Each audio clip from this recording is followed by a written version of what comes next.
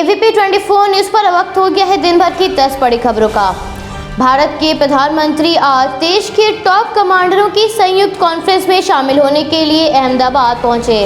गुजरात के अहमदाबाद में प्रधानमंत्री का स्वागत वहां के राज्यपाल आचार्य देवव्रत, मुख्यमंत्री विजय रूपानी और डिप्टी मुख्यमंत्री नितिन पटेल द्वारा किया जाएगा। प्रधानमंत्री अहमदाबाद से केवड़िया पहुंचे, जहां वह सेना के उच्च अधिकारियों से वार्ता करेंगे। अपने संबोधन में प्रधानमंत्री उनसे कई विषयों पर चर्चा करेंगे। इस सम्मेलन में COAS जनरल MM नरवाने, नौसेना प्रमुख admiral Kanbir Singh, CDS general Bipin Rawat, IAS के प्रमुख air chief marshal RKS Bhadauria भी उपस्थित रहेंगे। इस सम्मेलन में भाग लेने के लिए रक्षा मंत्री कल पहुंचे थे। इस दौरान उन्होंने स्टैचू ऑफ यूनिटी का दौरा भी किया था। 10 कमांडों के संयुक्त सम्मेलन को संबोधित करते हुए रक्षा मंत्री ने कहा था, सीमा पर भारत की प्रतिक्रियाओं ने संवेदनशील मुद्दों का शांतिपूर्ण ढंग से सकारात्मक समाधान किया है। सरकार ने समान मानसिकता वाले देशों के साथ साझा सुरक्षा हितों के लिए रिश्तों को और मजबूत बनाया है।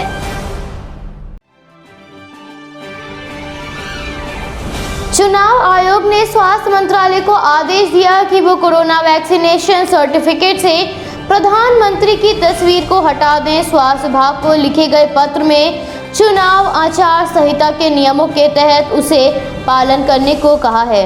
आपको बता दें, TMC ने इसे चुनाव आचार संहिता का उल्लंघन बताते हुए चुनाव आयोग से शिकायत करते हुए कहा कि वैक्सीन एक केंद्र की योजना है और बंगाल के चीफ इलेक्टोरल ऑफिसर इस मुद्दे पर रिपोर्ट चुनाव आयोग को सौंपेंगे। चुनाव आयोग ने सुझाव दिया है कि चुनावी राज्यों पश्चिम बंगाल, असम, तमिलनाडु, केरल और केंद्र शासित प्रदेशों पुडुचेरी से फोटो को हटाया जाना चाहिए। आपको बता दें, स्वास्थ्य मंत्रालय को भेजे गए एक पत्र में चुनाव आयोग ने आचार संहिता के कुछ प्रावधानों का हवाला दिया है जो सरकारी खर्च पर विज्ञापन पर पाबंदी लगाते हैं। चुनाव आयोग और मंत्रालय के बीच हुए संवाद से वाकिफ सूत्रों ने बताया कि चुनाव आयोग ने किसी व्यक्ति या शख्सियत का हवाला नहीं दिया है, लेकिन स्वास्थ्य मंत्रालय से कहा है कि वह आचार संहिता के प्रावधानों का अक्षरशः पालन करे। वहीं सूत्रों के अनुसार स्वास्थ्य मंत्रालय को अब फिल्टर का उपयोग करना पड़ेगा ताकि पश्चिम बंगाल, असम, तमिलनाडु, केरल और पुडुचेरी में कोविड-19 टीकाकरण के प्रमाण पत्र पर प्रधानमंत्री की तस्वीर न छपे। सिस्टम में इस फिल्टर को अपलोड करने में समय लगेगा।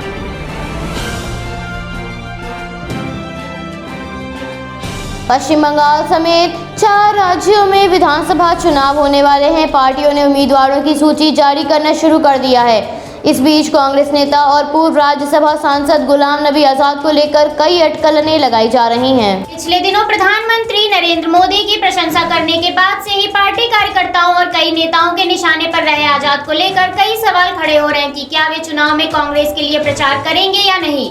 वहीं गुलाम नबी आजाद ने खुद इन सवालों का जवाब देते हुए कहा कि जहां भी पार्टी उन्हें प्रचार के लिए आमंत्रित करेगी वहां पे वे प्रचार करेंगे। आगे गुलाम नबी आजाद ने कहा कि आगामी राज्य चुनावों में कांग्रेस पार्टी की जीत मेरी प्राथमिकता है। मुझे जहां भी पार्टी या किसी भी व्यक्ति की ओर से आमंत्रित किया जाएगा वहां प्रचार करूंगा। आपको बता दें कि हाल ही के दिनों में गुलाम नबी आजाद 2 बार प्रधानमंत्री मोदी की प्रशंसा भी कर चुके हैं। बता दें कि कांग्रेस के 30 नेताओं में से पिछले साल अगस्त में कांग्रेस प्रमुख सोनिया गांधी को पत्र लिखा था और पार्टी में संगठनात्मक बदलाव करने के साथ ही पूर्णकालिक पार्टी अध्यक्ष की मांग की थी। तभी से इन नेताओं के समूह को G23 भी कहा जाता है। वहीं पूर्व राज्यसभा सांसद और वरिष्ठ नेता गुलाम नबी आजाद के PM मोदी की तारीफ करने पर जम्मू कश्मीर कांग्रेस के नेता कार्यकर्ता नाराज हैं। इस सिलसिले में जम्मू कांग्रेस के कार्यकर्ताओं ने गुलाम नबी आजाद के खिलाफ पिछले दिनों प्रदर्शन भी किए थे। इस दौरान गुलाम नबी आजाद के पुतले जलाए गए और नारेबाजी हुई थी। बता दें कि हाल ही में गुलाम नबी आजाद ने PM नरेंद्र मोदी की तारीफ कर उन्हें जमीन से जुड़ा व्यक्ति बताया था। बता दें कि कांग्रेस के कई नेता पार्टी आलाकमान के विरोध में खुलकर सामने आ गए हैं। पिछले दिनों ग्रुप G23 में शामिल इन नेताओं ने जम्मू कश्मीर में एक आयोजन किया और कांग्रेस में नेतृत्व परिवर्तन और संगठनात्मक फेरबदल की मांग की थी। इस कार्यक्रम में गुलाम नबी आजाद, आनंद शर्मा, कपिल सिब्बल समेत कई नेता मौजूद थे। इसी के बाद गुलाम नबी ने पीएम नरेंद्र मोदी की तारीफ की थी। उन्होंने कहा था कि प्रधानमंत्री बनने के बाद भी वह जमीन से जुड़े हुए हैं और खुद को गर्व से चाय वाला बताते हैं। इससे करीब 3 सप्ताह पहले राज्यसभा में विधायी भाषण के दौरान पीएम मोदी ने भरी हुई आंखों से नबी आजाद की प्रशंसा की थी। आपको बता दें, आजाद के जम्मू कश्मीर के मुख्यमंत्री रहने के दौरान हुई एक आतंकी घटना का जिक्र कर मोदी भावुक भी हो गए थे और आजाद को सैल्यूट किया था। राज्यसभा का कार्यकाल खत्म होने के बाद आजाद इन दिनों जम्मू कश्मीर के दौरे पर आए हैं।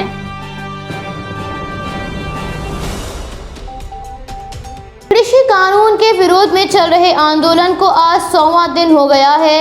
इतने लंबे समय से प्रदर्शन कर रहे किसानों की समस्याओं का हल अभी भी नहीं निकला है। किसान अभी भी अपनी हक की लड़ाई के लिए दिल्ली की सीमा पर डटे हुए हैं। किसानों के जटिल रवैये को देखकर सरकार भी उन्हीं की तरफ हट दिखा रही है और दोनों ही पक्ष के बीच में दरार बढ़ती जा रही है। किसान अपनी मांगों को मनवाने के लिए आंदोलन को तेज कर रहे हैं। आंदोलन को तेज करने के साथ ही गर्मी का मौसम आ रहा है। गर्मी के मौसम के लिए भी किसानों ने तैयारियां कर ली हैं। किसानों के अनुसार जब तक सरकार उनकी मांगों को नहीं मानेगी तब तक वे कहीं नहीं जाएंगे। 2 दिन बाद किसानों का संघर्ष आंदोलन के इतिहास का सबसे लंबा आंदोलन बन जाएगा। इससे पहले नागरिकता संशोधन कानून के खिलाफ शाहीन बाग में हुए आंदोलन ने यह उपाधि हासिल की हुई थी। शाहीन बाग में चला आंदोलन 101 दिन तक चला था, जो कि इतिहास के पन्नों में सबसे लंबा आंदोलन रहा है। लेकिन 2 दिन बाद किसानों का आंदोलन इतिहास का सबसे लंबा आंदोलन बन जाएगा। 26 नवंबर को इस आंदोलन की शुरुआत दिल्ली की सीमाओं पर हुई थी। किसान आंदोलन हरियाणा, उत्तर प्रदेश के किसान सीमा पर डटे हुए हैं और आंदोलन को मजबूती प्रदान कर रहे हैं। 22 जनवरी को किसानों और सरकार के बीच 11वें दौर की वार्ता हुई थी, जिसके बाद से अभी तक दोनों पक्षों के बीच कोई वार्ता नहीं हुई है। दोनों ही पक्षों के बीच सारे दौर की वार्ता निष्फल रही। हालांकि दोनों पक्ष के बीच समस्या का समाधान निकालने के लिए समिति गठन का सुझाव दिया गया था, लेकिन उसे किसानों ने खारिज कर दिया था। आंदोलन के दौरान अब तक 268 किसानों की मृत्यु हो चुकी है। 26 जनवरी को ट्रैक्टर रैली के दौरान मुंबई में हुई हिंसा के बाद से पुलिस ने 59 मामले दर्ज किए और 158 किसानों को गिरफ्तार किया था। 14 मामलों की क्राइम ब्रांच जांच कर रही है। 130 किसान जेल में हैं, जबकि 28 को जमानत मिल चुकी है। उपद्रव में शामिल किसान नेताओं को दिल्ली पुलिस 2 बार नोटिस भेज चुकी है, लेकिन किसान नेताओं की ओर से कोई सहयोग प्राप्त नहीं हो रहा है। वहीं दूसरी तरफ किसानों ने आंदोलन को तेज करने के लिए संयुक्त किसान मोर्चा के आह्वान पर एमपी एक्सप्रेसवे पर 5 जगह किसान 5 घंटे तक नाकाबंदी करेंगे। इसके साथ ही सभी किसानों को ट्रैक्टरों के साथ पहुंचने का आह्वान किया गया है। इस दौरान इमरजेंसी सेवाओं को भी छूट दी गई है। इस प्रदर्शन के दौरान काली पट्टी बांधे हुए नजर आएंगे और काले झंडे भी लहराए जाएंगे। गाजीपुर किसान आंदोलन के दौरान किसानों ने टोल फ्री कराएंगे। भारतीय किसान यूनियन के मीडिया प्रभारी धर्मेंद्र मलिक ने अनुसार आज 11 बजे से शाम 4 बजे तक नाकाबंदी करने का आह्वान किया गया है और एक्सप्रेसवे पर पड़ने वाले टोल को भी फ्री कराया जाएगा। भारतीय किसान यूनियन के प्रदेश अध्यक्ष राजवीर सिंह के अनुसार मोर्चा आह्वान के बाद किसानों के साथ बैठक कर रणनीति बनाई गई है। सड़क जाम करने के दौरान किसी भी व्यक्ति को किसानों के कारण दिक्कत न हो, इसके लिए किसान पानी और जरूरी सामान साथ रखेंगे।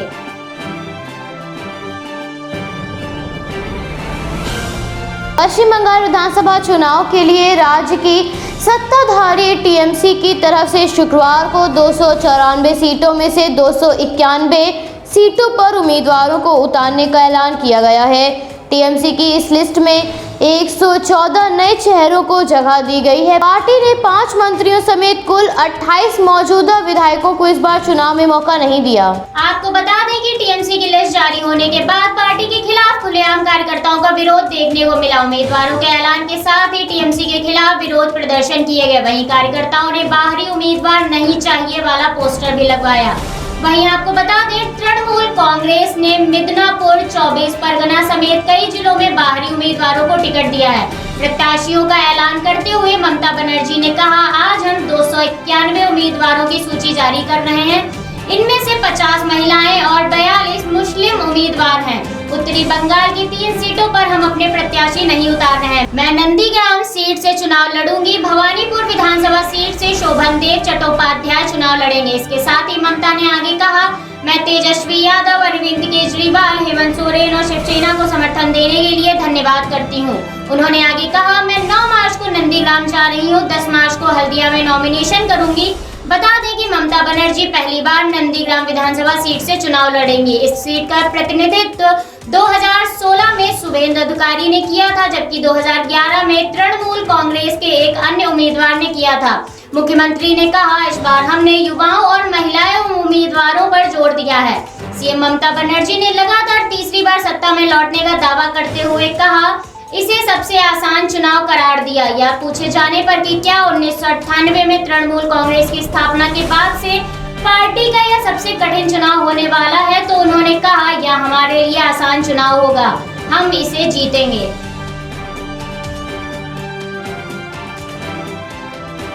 महाराष्ट्र में कोरोना संक्रमण के मामलों में वृद्धि देखने को मिल रही है, जिस वजह से राज्य में एक बार फिर से लॉकडाउन लगने के आसार नजर आ रहे हैं। महाराष्ट्र में एक हफ्ते से संक्रमण के मामले 7000 के आसपास आ रहे हैं। 1 मार्च को संक्रमण के मामलों में हल्की राह देखी गई थी, लेकिन उसके बाद से दैनिक मामलों में वृद्धि बनी हुई है। महाराष्ट्र में 28 फरवरी को 8283 मामले सामने आए थे। 2 मार्च से मामलों में फिर बढ़ोतरी हो रही है। 3 मार्च को महाराष्ट्र में संक्रमण की संख्या काफी ज्यादा देखी गई थी। उस दिन राज्य में मामले 9855 आए थे, तो वहीं 4 मार्च को 8998 मामले सामने आए थे। मामलों में बढ़ोतरी के कारण अमरावती में लॉकडाउन लगाए जाने या न लगाए जाने पर फैसला लिया जाएगा। जिले में अभी स्कूल और शैक्षिक संस्थान बंद कर दिए गए हैं। 21 फरवरी को बैठक के दौरान राज्य के मुख्यमंत्री ने कहा, संक्रमण के मामलों के लिए आगामी 8-15 दिनों के बीच स्थिति की समीक्षा की जाएगी, जिसके बाद ही कोई फैसला लिया जाएगा। मुख्यमंत्री ने राज्य में सभी तरह के सामाजिक, सांस्कृतिक, धार्मिक और राजनीतिक सभाओं पर रोक लगा दी है। लॉकडाउन को मद्देनजर मुख्यमंत्री ने कहा, तालाबंदी करने की इच्छा नहीं है, लेकिन मजबूरी भी कुछ होती है। दोबारा लॉकडाउन नहीं लगाना चाहता, लेकिन जरूरत पड़ी तो ऐसा करना पड़ेगा। मुख्यमंत्री द्वारा दिए गए इस बयान के बाद से लगातार मामले बढ़ रहे हैं, तो वहीं दूसरी ओर महाराष्ट्र के मंत्री विजय वट्टेवार ने कहा, 1 फरवरी को आम जनता के लिए खोली गई मुंबई लोकल ट्रेन को प्रतिबंधित करने पर विचार किया जा रहा है।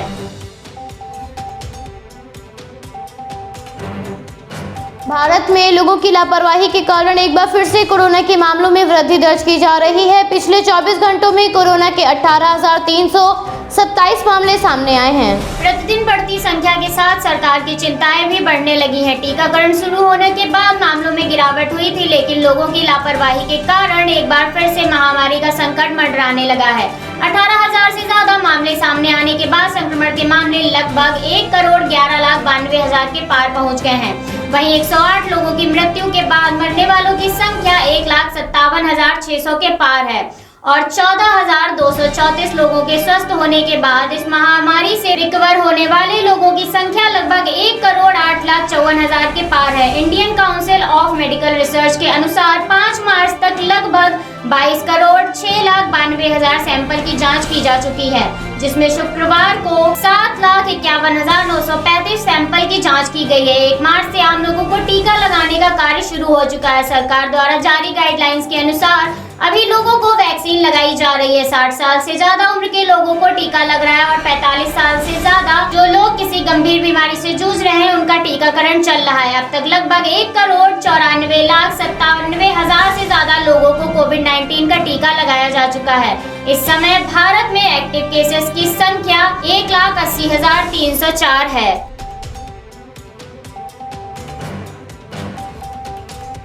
श्री तपोनिधि आनंद और श्री पचंद शनाम आवाहन अखाड़े की पेशवाई शुक्रवार को राजसी शानो शौकत के साथ निकाली गई। हाथी, घोड़े, ऊंटों के काफिले के साथ रथों में चांदी के सिंहासन पर सवार आचार्य महामंडलेश्वर का शाही अंदाज कुछ कुंभ नगरी अभिभूत हो गई। वहीं नागांव के हैरत अंगेज करतब और भाव भंगिमा ने श्रद्धालुओं को रोमांचित कर दिया। आपको बता दें, संतों की छवि इतनी भारी की छतों और सड़कों पर से फूल बरसाकर उनका स्वागत किया गया। संतों ने भी श्रद्धालुओं का अभिवादन स्वीकार करते हुए आशीर्वाद दिया। वहीं देर शाम दोनों अखाड़ों की पेशवाइयां अलग अलग रूटों से अपनी छावनियों में पहुंची। वहीं आपको बता दें कि SMJN कॉलेज स्थित अस्थायी छावनी से श्री तपोनिधि आनंद अखाड़े की पेशवाई सुबह 11 बजे से इष्ट देव सूर्य नारायण के संरक्षण में रवाना हुई। पेशवाई में नागा साधुओं के अभेद्य सुरक्षा कवच के बीच सूर्य देव की चांदी की पालकी चल रही थी। उसके पीछे अखाड़े के धर्म ध्वजा के साथ आचार्य महामंडलेश्वर बालकानंद गिरी 10 फीट ऊंचे रथ पर चांदी के सिंहासन पर विराजमान थे। उनके पीछे अखिल भारतीय अखाड़ा परिषद के अध्यक्ष श्री महंत नरेंद्र गिरी, पंचायती अखाड़ा श्री निरंजनी के सचिव श्री महंत रविंद्र पुरी और श्री महंत रामतरण गिरी रथों पर सवार थे। पेशवाई में नागांव की फौज श्रद्धालुओं के आकर्षण का केंद्र रही। नौजवान से लेकर वयोवृद्ध नागांव के करतबों ने श्रद्धालुओं को दांतों तले उंगली दबाने के लिए मजबूर कर दिया। बैंड बाजों की धुनों और झांकियों को देख श्रद्धालु मंत्रमुग्ध हो गए। पेशवाई चंद्राचार्य चौक, शंकर आश्रम और कनखल होते हुए पंचायती अखाड़ा श्री निरंजनी पहुंची। वहीं ज्वालापुर के पांडेवाला स्थित अस्थायी छावनी से श्री पंचदशनाम आहावन अखाड़े की पेशवाई भी शाम 4 बजे से राजश्री अंदाज में शुरू हुई। सबसे आगे इष्ट देव गणपति भगवान की पालकी चली। इसके पीछे घोड़ों और ऊंटों पर नागा सन्यासी सवार थे। धर्मध्वजा के बाद आवाहन अखाड़े के आचार्य महामंडलेश्वर शिवेंद्र पुरी, राष्ट्रीय महामंत्री श्री महंत सत्यागिरी और संरक्षक नीलकंठ गिरी रथ पर चांदी के हौद पर आसीन थे। उनके पीछे महामंडलेश्वरों का काफिला था। बैंडबाजों के बीच पेशवाई मार्ग पर बढ़ते संतों के रथों की शोभा अद्भुत थी। नागांव के करतब देखने के लिए कई जगह श्रद्धालु सुरक्षा घेरा तोड़ आगे बढ़ते दिखे। ज्वालापुर से छावनी पहुंचे तक पेशवाई का जगह जगह स्वागत हुआ। भवनों की छत पर पेशवाई के इंतजार में बैठे लोगों ने जमकर फूल बरसाए। संतों ने भी हाथ हिलाकर भक्तों को आशीर्वाद दिया। रेल चौकी, ऊंचा पुल, आर्यनगर चौक, देवपुरा चौक होते हुए रैली ललतारो पुल स्थित छावनी पहुंची। श्रद्धालुओं ने छतों और सड़कों से संतों पर पुष्प वर्षा की। कई स्थानों पर स्वागत स्टॉल बनाकर संतों को फूल मालाएं पहनाई गयी।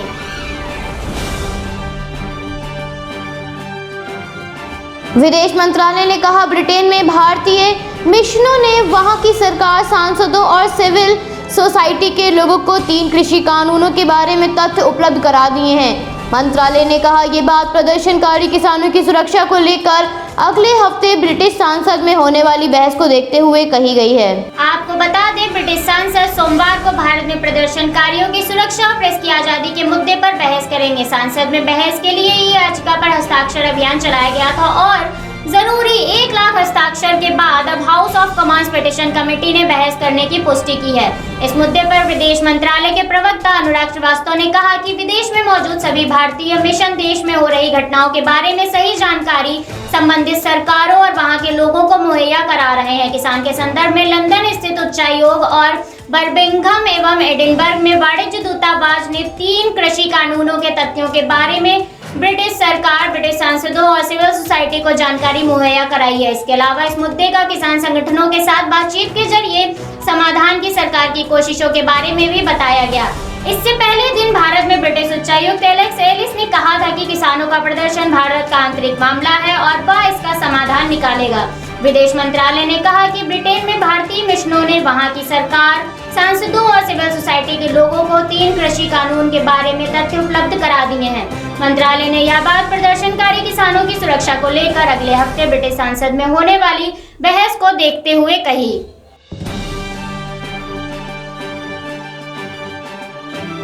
मौसम में एक बार फिर से करवट बदलना शुरू कर दिया है। जम्मू कश्मीर में मौसम साफ नजर आ रहा है, जिस कारण जम्मू कश्मीर में तापमान 5 से 7 डिग्री तक बढ़ गया है। मार्च के आगमन से मौसम में बदलाव शुरू हो गया है। बदलते हुए मौसम कैसा है? भारत के विभिन्न राज्यों में तापमान बढ़ रहा है। मौसम विज्ञान विभाग के अनुसार श्रीनगर में 7 मार्च को कुछ हिस्सों में बारिश और बर्फबारी हो सकती है। जम्मू में दिन के समय तापमान 4.1 डिग्री सेल्सियस चढ़कर 29.0 डिग्री पहुंच गया है, तो वहीं बीती रात न्यूनतम तापमान 12.3 डिग्री सेल्सियस दर्ज किया गया। संभाग के बनिहाल में तापमान 21.8, बटौत में 19.8, कटरा में 26.2 और भद्रवाह में 22.4 डिग्री सेल्सियस दर्ज किया गया है।